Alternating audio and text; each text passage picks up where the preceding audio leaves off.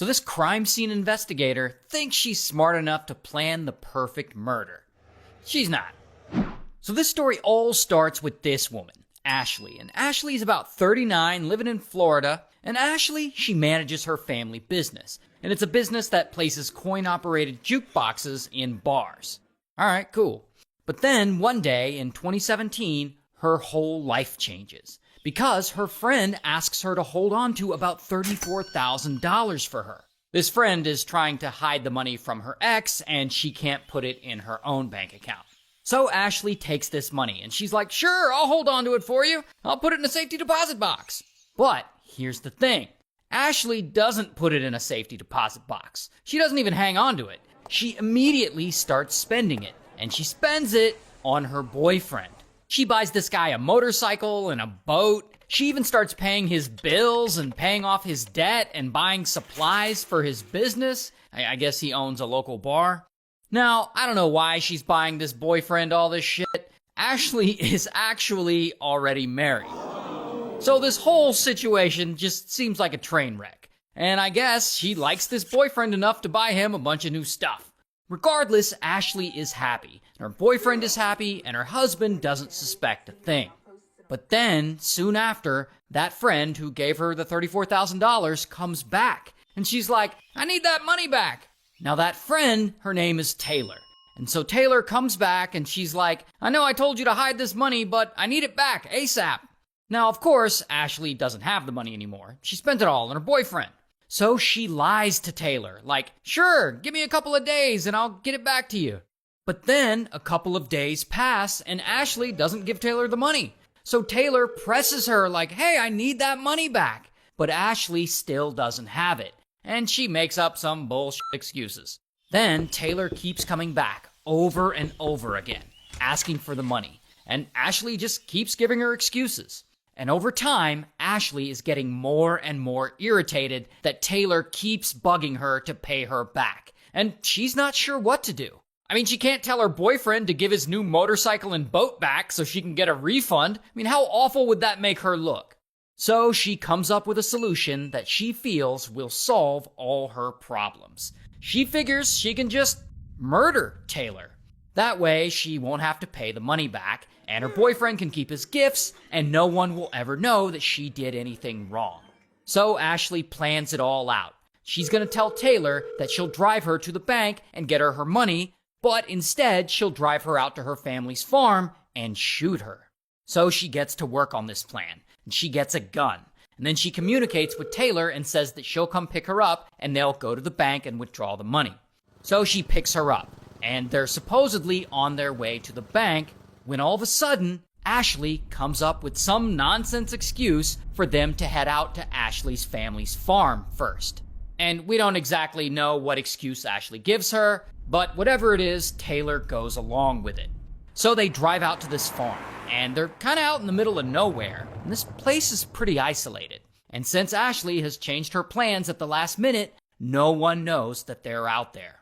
So Ashley and Taylor get out of the truck, and while Taylor isn't looking, Ashley grabs that gun, and she points it at the back of Taylor's head, and blam, she shoots her.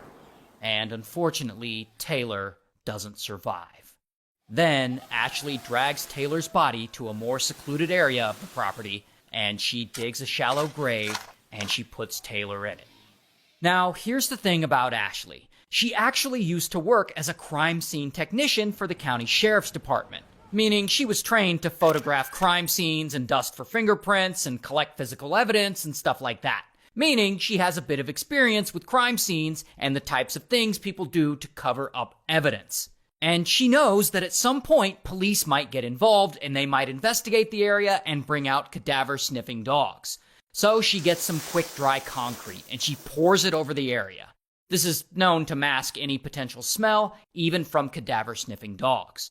Then she covers the area with potting soil, so there's not this big patch of concrete like out in the middle of a farm. After that, to cover her tracks and buy herself some time before anyone can notice Taylor is missing, Ashley takes Taylor's phone and she sends a text to Taylor's girlfriend. And she pretends to be Taylor. And she cancels their dinner plans and she says she needs a few days to herself, making it seem that she doesn't want to see her anymore.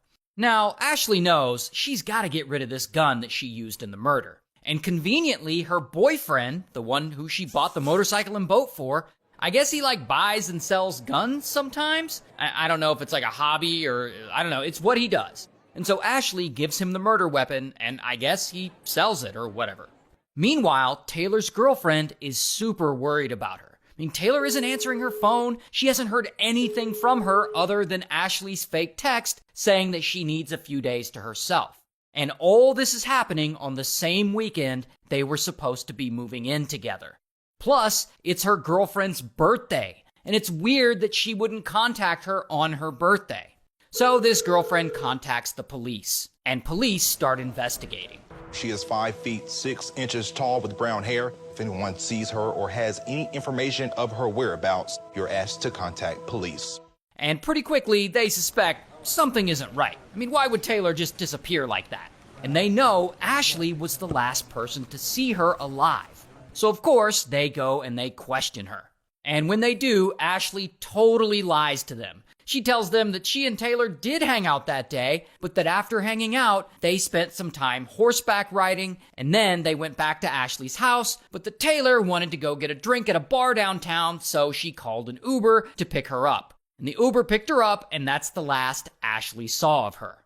But then, police check, and there's no record of any Uber or taxi being called from Ashley's address that day. So now they know Ashley is lying, and she probably had something to do with Taylor's disappearance. The problem is, they can't find Taylor's body because it's buried in the middle of a farm, and they can't find the murder weapon because Ashley's boyfriend sold it or whatever. So if they don't find any hard evidence, it looks like she might just get away with killing her friend. Until police finally find something. They review Ashley's phone records, and the cell phone tower pings show that she and Taylor were never out at the place that they were supposedly riding horses that day. Instead, it shows that they were at Ashley's family's farm. So police get a warrant and they search the farm. And apparently, even though Ashley is a former crime scene investigator, she did a really sloppy job at burying this body. Because when police are searching the area, they find a portion of a human skull sticking out of the ground. And so they excavate the place, and there they find Taylor's remains. And so, bam, they arrest Ashley. Here's her mugshot. Ashley MacArthur had the motive to kill Taylor Wright, money. She had the opportunity to kill Taylor Wright. She did, in fact, kill Taylor Wright, and then she tried to cover it up. And so ultimately, Ashley goes to trial, and she's found guilty, and she gets sentenced to life in prison.